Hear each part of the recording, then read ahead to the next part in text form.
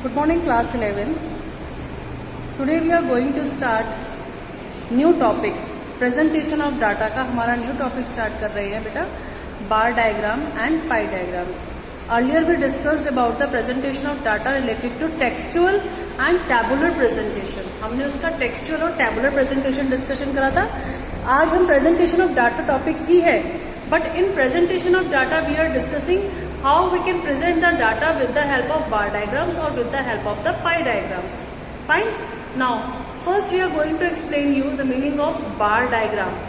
Bar diagram means these are those diagrams in which data are presented in the form of bars or rectangles, and bars are also called columns. Bars, अगर हम कोई चीज bars में represent कर रहे हैं या rectangular form में कोई चीज शो कर रहे हैं जिसको हम कॉलम भी कहते हैं, तो that diagrams are known as bar diagrams. सी कैसे होते हैं बार डायग्राम? कुछ इस टाइप से. ये हमारा एक्स एक्सिस ड्रॉ करेंगे, वाई एक्सिस ड्रॉ करेंगे. एक्स एक्सिस हमारा एक कॉमन बेस होगा, उस पे से हम इस तरीके से कुछ रेक्टेंगल्स ड्रॉ करते हैं. तो these rectangles are known as bar diagrams. क्या कहलाते हैं हमारे बेटा? ये these are known as bar diagrams. Now there are some features. कुछ features हैं, features कह सकते हो आप, उसके लिए rules and regulations कुछ भी कह सकते हो. तो for bar diagram differs, दिख रहा होगा आपको सबकी हाइट डिफरेंट on डाटा कि हम जिस डाटा के अकॉर्डिंग इन्हें प्रेजेंट कर रहे हैं ये उस पर डिपेंड करती है इनकी हाइट.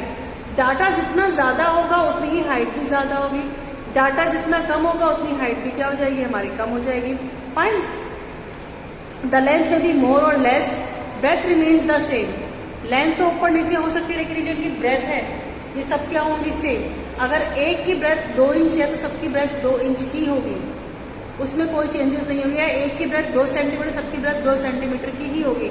अगर आपकी ब्रेथ में चेंजेस होते हैं तो इट मीन्स आपका ग्राफ 0 मिलेंगे मार्क्स, नंबर कट जाएंगे. चाहे भले ही आपने बिल्कुल सही मार्किंग करी हो, सही हाइट ड्रॉ करिए, लेकिन ब्रेथ सेम नहीं है तो बेटा उसके मार्क्स कटते हैं. ठीक है, तो इसलिए रूल्स एंड रेगुलेशन समझाए जा रहे हैं कि हाउ टू ड्रॉ बार्स. तो बार्स की जो ब्रेथ है, जो हाइट है, that can be differ because it was depend on the data.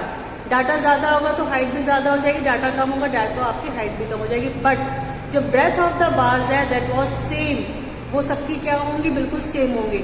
And another thing is that gap between the bars, जो ये हमारे गैप बिटवीन द बार्स है, ये गैप भी हर बार सेम ही होगा. That was also same. ये गैप अगर आगे और बार बनेंगे तो उनका gap that was also same.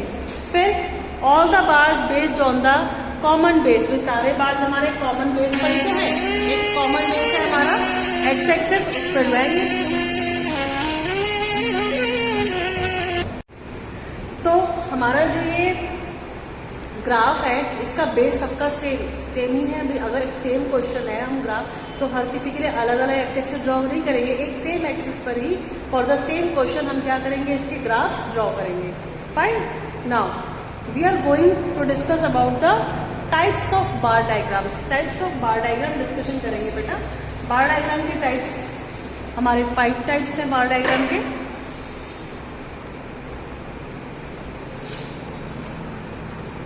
Types of bar diagrams. सबसे पहला फर्स्ट टाइप आता है हमारा simple bar diagram. Simple bar diagram. Simple bar diagram क्या है हमारा? इसमें सिंपली आपको एक सिंगल इंफॉर्मेशन होगी, उसको आपको क्या करना है? ऑन अ ग्राफ रिप्रेजेंट करना है. Simple bar diagram are those diagrams which are based on a single set of numerical data. Single set of numerical data is given and you have to represent that data with the help of the bar diagram. That is called simple bar diagram. See the example. Example, year. Year is given and birth rate is given. Year 1951 to 60, 1961 to 70, 35, 40. Fine. अब मुझे ये data क्या करना है? Represent करना है with the help of simple bar diagram. कैसे होगा? हम यहाँ पे ड्रॉ करा हमने, ये ओरिजिन हो गया, that is X axis. Here we write Y axis, यहाँ पर हम ईयर रिप्रेजेंट करेंगे और यहाँ पर हम बर्थ रेट रिप्रेजेंट करेंगे। तो बर्थ रेट हमारा 40 है, 10, 20, 30, 40, 10, 20, 30, 40। ईयर 1951 to 60 का शो करने डाटा, ठीक है। कितना है 35, यानी 40 और 30 के बीच में।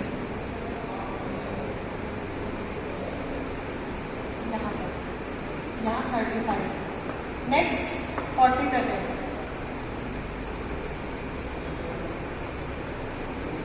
ये हमारा बिल्कुल सिंपल बार डायग्राम बन गया, इसमें कुछ नहीं है सच, ठीक है ना। तो ये हमारा सिंपल बार डायग्राम है। इस सिंपल बार डायग्राम को ये तो हमने रिप्रेजेंट करा वर्टिकली, हम इसको हॉरिजॉन्टल भी रिप्रेजेंट कर सकते हैं इफ वी वांट। ऐसा जरूरी नहीं है, ये डिपेंड, अगर क्वेश्चन में कहा गया है स्पेसिफिकली कि you have to represent bar diagram, simple bar diagram in horizontal या इन वर्टिकल, तो ठीक है। Otherwise it's up to you कि आप उसको किस तरीके से शो करना चाह रहे हैं, ठीक। फिर सेकेंड हमारा आता है multiple bar diagram. Multiple bar diagram में क्या है, अगर हमारे पास सेम ईयर की दो इंफॉर्मेशन है, सेम ईयर में बर्थ रेट भी गिवन है और उसी सेम ईयर में हमें डेथ रेट्स भी गिवन है, ठीक है। तो 1951 to 60 में 35, 25, 1961 to 70, 40, 30। These are the birth rates and death rate for the same year. इसको कैसे रिप्रेजेंट करेंगे बेटा मल्टीपल बार डायग्राम में? Same X axis Y axis draw करेंगे, ऑरिजिन वाई एक्सिस, यहाँ पे हम बर्थ रेट और डेथ रेट दोनों रिप्रेजेंट कर रहे हैं, तो लिखेंगे here we right year.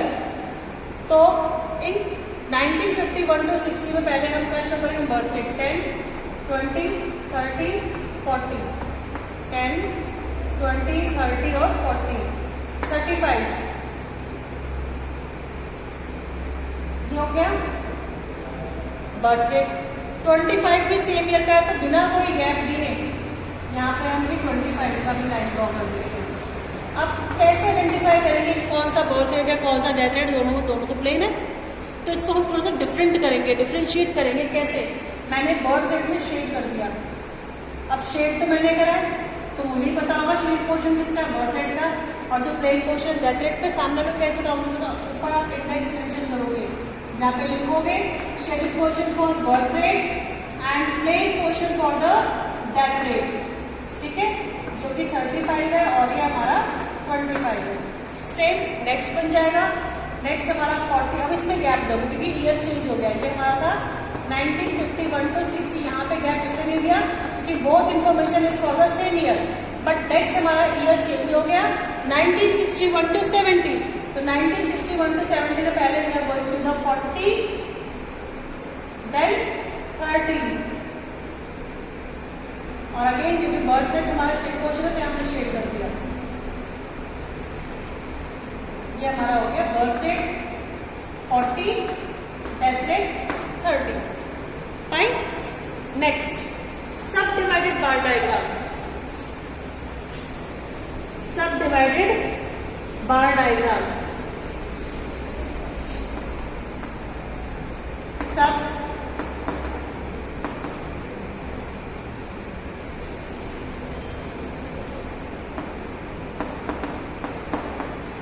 Divided bar diagram. इसमें भी एक ही ईयर की दो इंफॉर्मेशन है, लेकिन हमसे कहा है कि नहीं, उसको हमें सब डिवाइडेड फॉर्म में ही रिप्रेजेंट करना है। तो इसको कैसे करेंगे? लेट ये ईयर गिवन है और यहाँ पर व्हीट का प्रोडक्शन, राइस का प्रोडक्शन और फिर टोटल प्रोडक्शन गिवन है। तो इन द ईयर 2014 व्हीट है 30, ये है 40, टोटल 70, 2015 60, 70, 130 टोटल। तो इसका डाटा हम कैसे रिप्रेजेंट करेंगे? सब डिवाइडेड बार डायग्राम है, यानी 2014 में टोटल ग्राफ बनाएंगे 70 तक का और फिर उसको दो पार्ट में डिवाइड करेंगे 30, 40। फिर 15 में टोटल ग्राफ बनेगा 130 तक का, फिर उसको 2 पार्ट में डिवाइड करेंगे 60, 70। देखिए कैसे बनेगा ग्राफ इसका।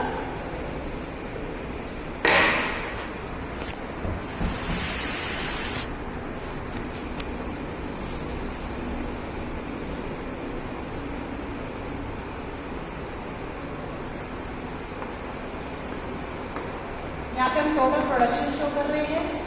यहाँ हमारी ईयर है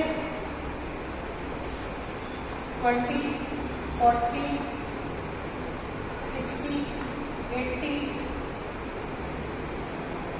100, 20, 40, 60, 80, 100, 120। मैं आपको एक बना बताती हूँ। पहला ग्राफ हमारा कहाँ तक जा रहा है? 70 तक। ये हमारा 70 तक गया, पर इसमें से हमें ये नहीं पता ना कि ये कितना हिस्सा वीट का है, कितना हमारा राइस का है। तो क्या करेंगे, वीट कितना है 30, तो 30 तक एक लाइन ड्रॉ कर देंगे। तो रिमेनिंग पार्ट बचा क्या हुआ 40, ये 30 और ये 40। अब 30 क्या है 40 क्या है, कैसे आइडेंटिफाई करें कौन सा वीट है कौन सा राइस है? तो इसमें भी हमने क्या कर दिया, वीट का शेड पोर्शन कर दिया, राइस ब्लैंक छोड़ दिया, ऊपर इंडिकेट कर दिया। शेडेड पोर्शन जो शो कर रहा है वीट प्रोडक्शन शो कर रहा है, और जो हमारा प्लेन पोर्शन है वो हमारा राइस प्रोडक्शन शो कर रहा है। फाइन, तो ये हमारा सब डिवाइडेड बार डायग्राम हुआ। फाइन, रिमेनिंग 2 पार्ट्स बचे हैं, वो हम आपको नेक्स्ट वीडियो में एक्सप्लेन कर देंगे। Thank you class.